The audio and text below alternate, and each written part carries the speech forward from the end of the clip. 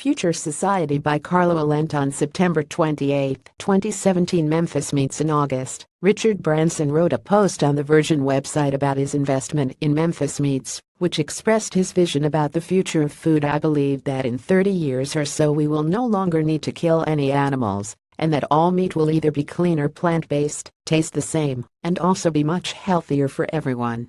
One day we will look back and think how archaic our grandparents were in killing animals for food."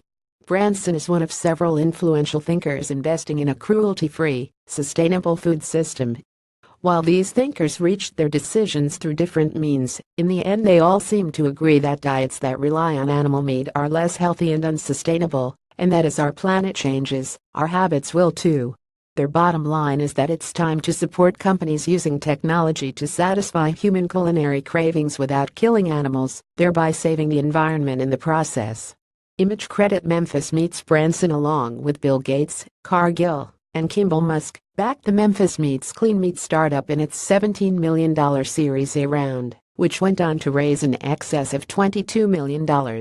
Memphis Meats will join a cadre of sustainable food businesses such as the three Israeli companies, Meat the Future, Future Meat Technologies, and Supermeat, which will supply food to China as part of a $300 million deal.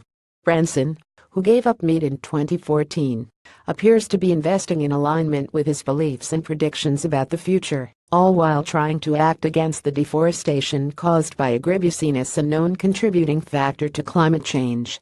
Feeding a growing hunger. The Food and Agriculture Organization of the United Nations (FAO) states that livestock feed production consumes 26% or its ice-free land, while 13 billion hectares (32.1 billion acres) of forest are destroyed for use as croplands or pastures each year. According to the World Watch Institute, 51% of global greenhouse gas emissions are caused by animal agriculture. Those emissions, and the harm associated with them, would be eliminated by choosing lab-grown meats rather than killing animals for food. It's also been asserted that lab-grown meat is healthier than the real thing. It's free of antibiotics, dangerous bacteria, and growth-promoting hormones.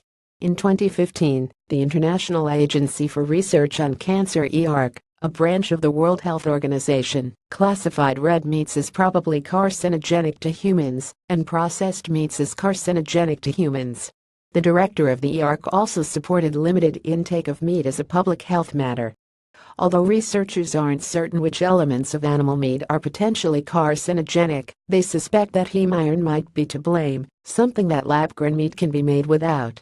Lab-grown meat can also be created free, or nearly free of saturated fat, and therefore cholesterol, another health concern often attributed to meat consumption. The bottom line is that, no matter how much you love animal meat, perhaps even at the expense of its impact on the world, it's simply not sustainable. Eventually, we will need alternatives, so the time to ensure that we have them available is now.